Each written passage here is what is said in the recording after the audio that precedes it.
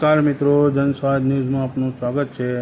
હાલ શહેરાની અંદર જે નબળો પતિ પત્ની ઉપર સૂરો કહેવતને તંત્ર અને પોલીસ સાર્થક કરતી હોય તેમ તંત્રની નિષ્ફળતા અને ન્યાય મેળવવા આત્મવિલોપન માટે સ્થળ ઉપર પહોંચતા પહેલાં જ મુકેશ મારવાડીને ઝડપી પાડ્યો હતો, જે નગરપાલિકાના 3 કર્મીઓથી સમગ્ર નગરજનો ત્રાહિમામ પોકારી ઉઠ્યા છે અને જે ખોટી FIR કરાવીને લોકોને ફસાવવા માટે કુખ્યાત છે, જે ખોટી દાદાગીરી તુમાખી અને અભિમાની સ્વભાવથી લોકોને ધમકાવવાનું કામ કરે છે, તેવા નગરપાલિકાના 3 કર્મીઓ આગળ સમગ્ર સરકારી તંત્ર ઘૂંટણીએ પડી ગયો હોય તેમ લાગે છે।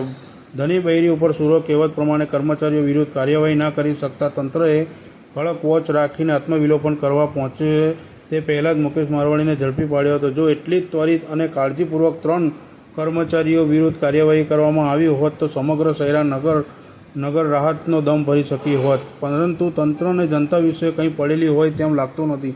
સમગ્ર વહીવટ તંત્ર ત્રણેય માથાભારે કર્મચારીઓને છાવરમાં લાગ્યું હોય તેવું લાગી રહ્યું છે।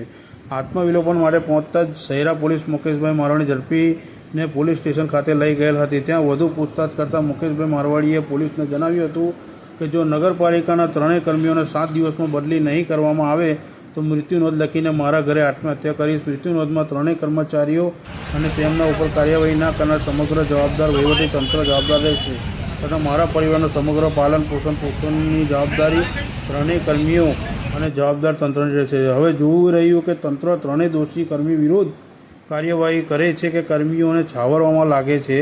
સમય બતાવશે કે તંત્ર પ્રજા વિમુખ છે કે દોષીઓ વિમુખ અને નગરપાલિકા હાય હાય નગરપાલિકા હાય હાયના નારા બોલવામાં આવ્યા હતા। જય હિન્દ, જય ભારત। નગરપાલિકા નગરપાલિકા નગરપાલિકા નગરપાલિકા